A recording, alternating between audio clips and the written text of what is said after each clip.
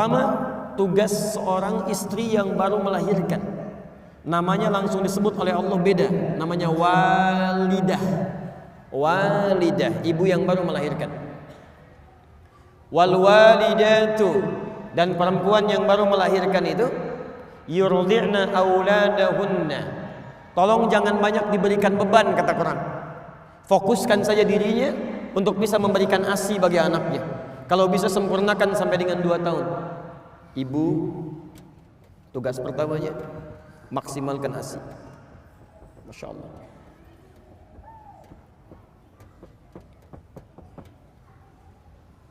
Masya Allah. Anak lahirnya bersih, suci, maka makanan pertamanya pun Allah inginkan makanan yang paling suci, yang langsung mengalir dari ibundanya, ASI. Ini sudah tidak perlu banyak saya terangkan, banyak buku, banyak bahasan bagaimana keutamaan ASI bagi seorang anak yang baru dilahirkan sampai usia 2 tahun. Ya, jadi ini sudah ada dalilnya. Orang Barat banyak mempraktikkan, dan saya baru dapat kabar sebelum ke Jawa Timur bahwa di Amerika begitu bayi dilahirkan itu wajib harus diberikan ASI dulu. Dalilnya kita yang punya. Teman-teman, jadi saya kasih bocoran sedikit ya. Ini rahasia di antara kita lah pagi ini. Yang paling banyak mempraktekkan isi Al-Quran dan hadis itu sekarang orang Yahudi, Pak. Orang Yahudi. Dan mereka itu paling yakin dengan Quran dan hadis, paling yakin. Cuman mereka nggak pernah sebutkan kalau ini dari Quran, ini dari hadis. Saya beri contoh ya. Dari mulai anak-anak itu kecil sampai dengan dewasanya, anak kecil saja yang dikeluarkan pendidikannya dari hadis. Tinggalkan hal-hal yang tidak berguna, di tontonan yang tidak bagus dijauhkan dari anak-anak. Hal-hal yang tidak kreatif dijauhkan dari anak-anak. Semacam kayak gadget, kayak macam-macam itu dijauhkan.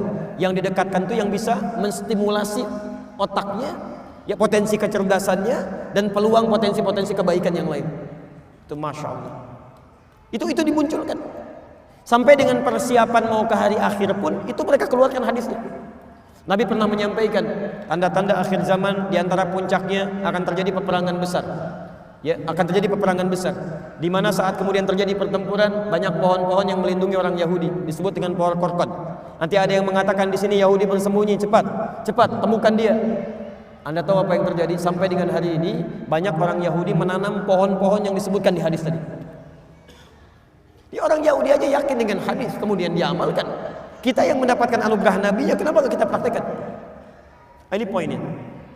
Maka pertama kata Al-Quran, jika sudah kemudian bayi dilahirkan, maka maksimalkan untuk memberikan ASI. Dan hebatnya, ini yang paling penting. Mohon izin ya, kalau ini mungkin bahasanya kurang menyenangkan, tapi ini yang disebutkan Quran. Wa 'alal mauludi lahu rizquhunna wa kiswatuhunna. Sedangkan bagi ayah yang baru mendapatkan karunia anak ini,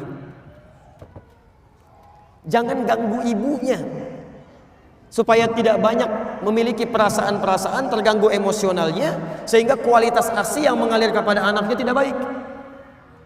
Maka biarkan dia konsentrasi dengan memberikan ASI-nya, maka suami memberikan fasilitas-fasilitas kebaikannya. Masya Allah. Rizquhunna, kebutuhan makannya. Kalau bisa suami yang suapi gitu kan, Masya Allah, hadir di sampingnya.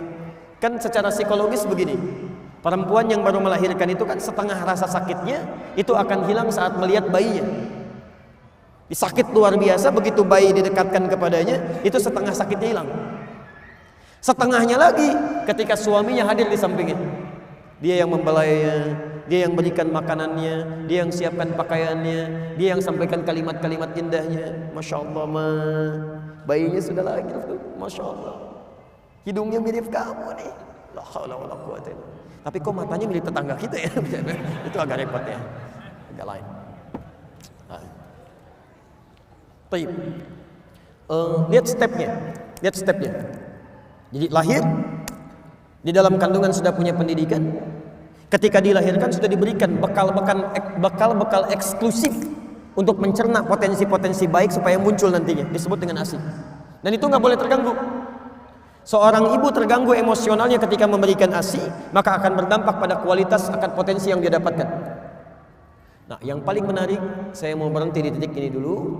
Sekarang mari kita lihat bagaimana sunnah-sunnah Al-Quran ditunjukkan lewat keluarga Imran yang dimintakan pada kita untuk mempraktekannya. Selain ASI, apa yang dilakukan? Quran surah 3 ayat 35 sampai dengan 37.